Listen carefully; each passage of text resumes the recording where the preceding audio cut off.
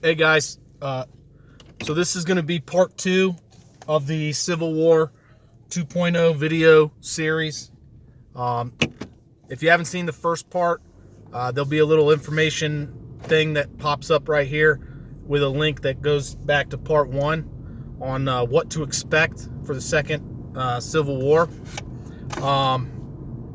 Now, in the first video, I covered the basics on what the second Civil War would look like.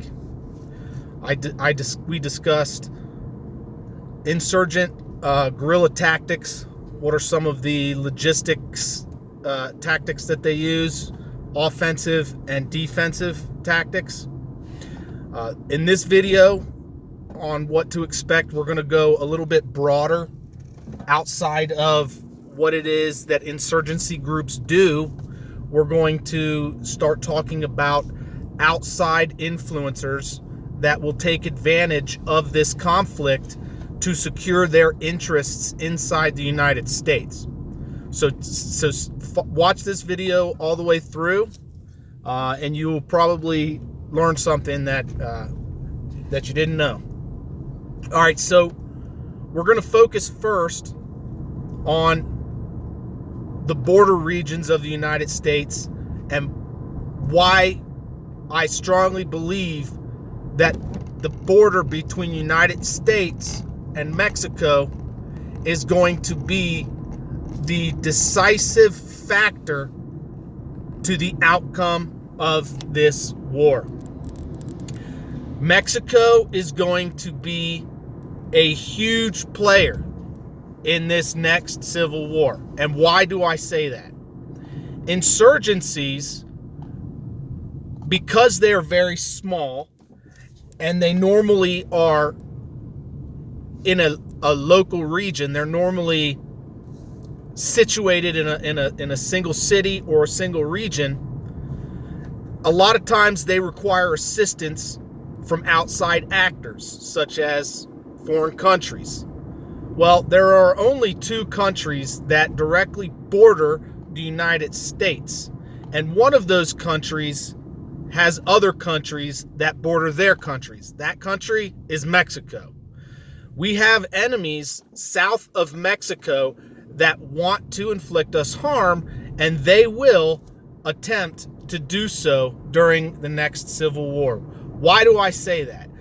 They will have opportunities to gain ground that they lost to us a couple hundred years ago, mostly along the border with Mexico and the United States. But that's not the only thing that they're going to want. They're going to want the oil fields that are in Texas.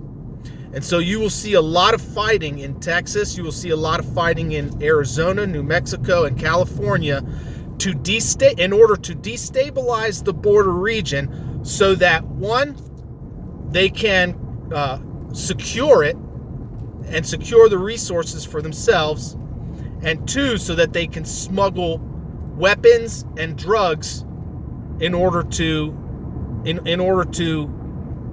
sustain their insurgency. And when I say they, I'm not talking about the Mexican government or any official government south of the border. I'm talking about insurgent groups that arise and develop inside of the United States. They will destabilize the border in order to get sophisticated weapons. What kind of weapons are they going to want in order to defend themselves during a Civil War 2.0? They're going to want rocket-propelled grenades. They're going to want anti-tank weapons, and they're going to want man-pads, man-portable air defense system. And who has those types of weapons that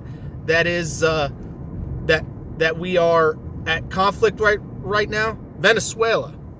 Venezuela has those weapons. They do direct trade with not only Russia, but also Iran, and I've heard rumors that they do trading with North Korea. So these countries who, it is in their interest to destabilize our country, they will, during the Civil War, they will have a very good opportunity to do just that by supplying the insurgents with weapons that can take out light armored vehicles and helicopters. And in order for them to do that, they must destabilize the border between Mexico and the United States. So areas like El Paso, areas like Las Cruces, New Mexico, cities that are along the border with Mexico, they are going to play a huge role in the Civil War 2.0 and the outcome of the Second Civil War. They will play a vital role. Whether or not the United States government can keep those cities and secure that border, that will be the decisive factor as to whether or not the government of the United States will be able to win. So, now that you know about some of the outside actors who have interest in influencing the Second Civil War and the regions that will be affected because of it, I'm going to pause this real quick.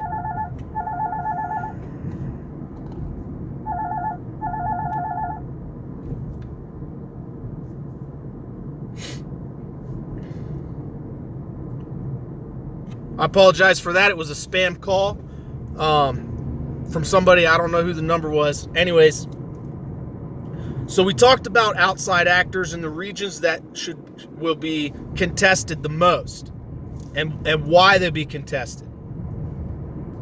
The next thing we're going to talk about is how these insurgencies are going to fund themselves. Well, normally an insurgency funds itself through illegal trade with a lot of times it's with drugs. And so because of that, the gangs in Mexico are going to play a huge role in Second Civil War. Why? Why are they going to play a huge role? Well, because the gangs in Mexico have the largest distribution network and largest manufacturing capability for illegal drugs. Most notably opioids and methamphetamines. Why are the methamphetamines going to be extremely important during the Second Civil War?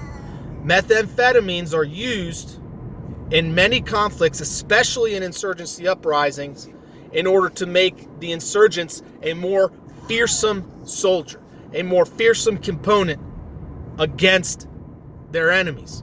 Why are methamphetamines used in that way? And what are some examples of methamphetamines that have been used in the past? The Nazis were one of the first, if not the first, military to use methamphetamines in order to make their soldiers more fearsome, gruesome, and just nasty.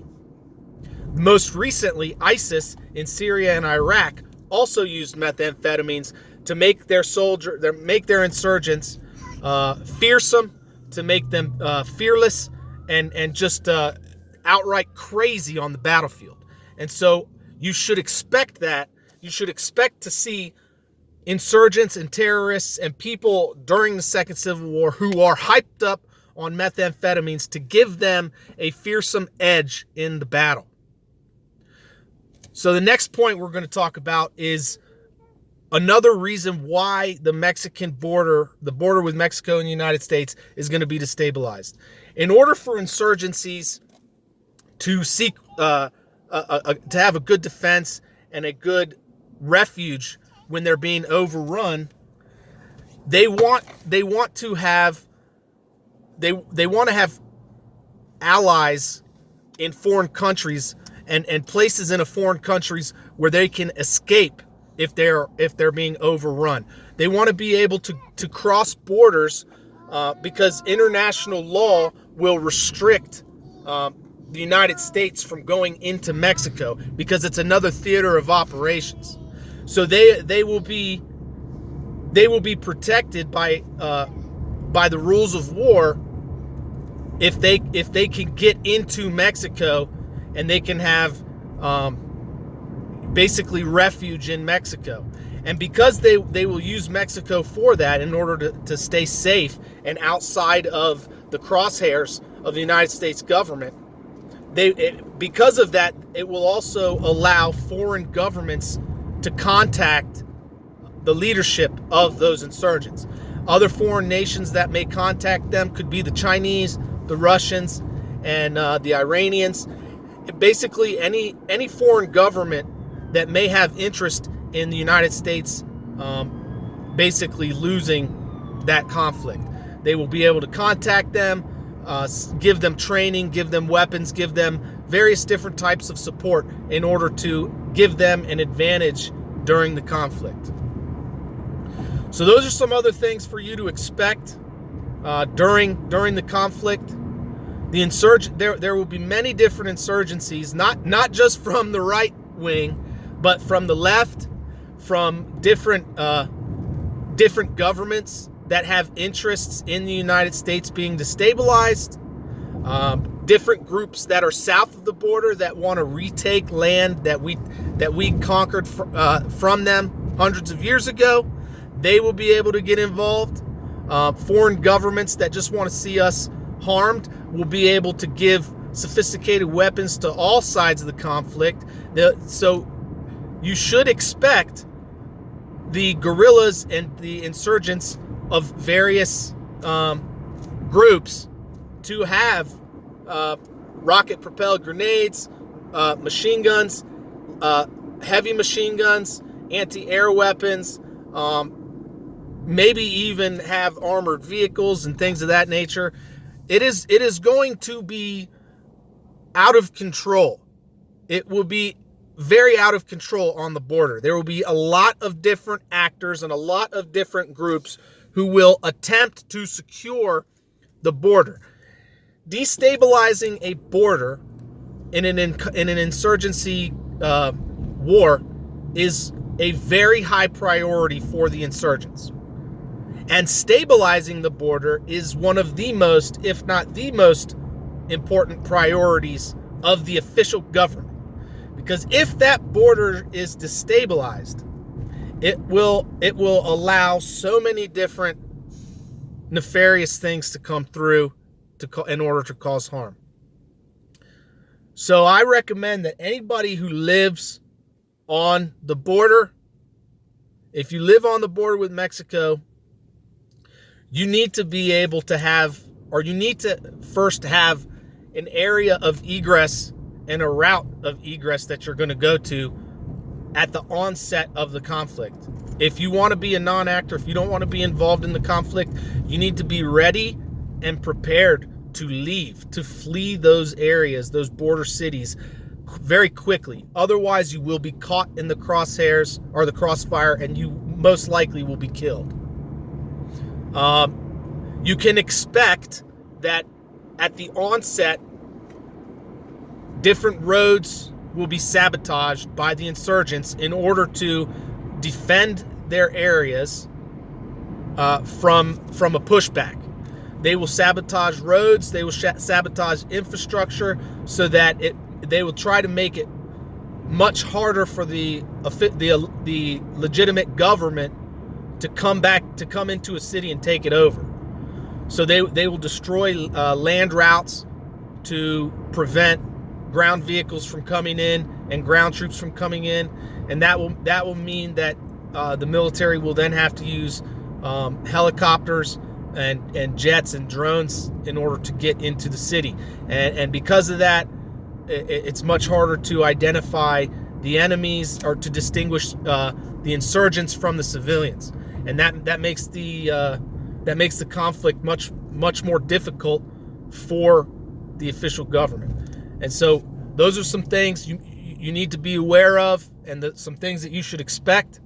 So knowing that the insurgents will destroy the roads, they will destroy the bridges, they will destroy the infrastructures, all the different utilities, you need to be prepared and have a secondary route or a third route out of the city, maybe even a route that does not use a paved road. So if there are any trails that you can use, maybe a dirt bike or even a scooter or like a go-kart on. You want to be aware of those dirt trails, maybe even following the power line trail out of your city, so that if the roads do get sabotaged, if the bridges do get sabotaged, you will be aware of another route that you can take out of the city. Following train tracks is another way out of the city. You want to be able to have a vehicle that can maneuver on trails. So that's why I would recommend either a dirt bike and even a scooter. A 50cc scooter is good for taking on dirt trails. I've done it 100 times myself. They're very fuel efficient, and they're just right. You just need to be aware of the trails that you can take outside that to get you out of the city if that's what you decide that you want to do. So thanks for watching, guys. Thanks for listening.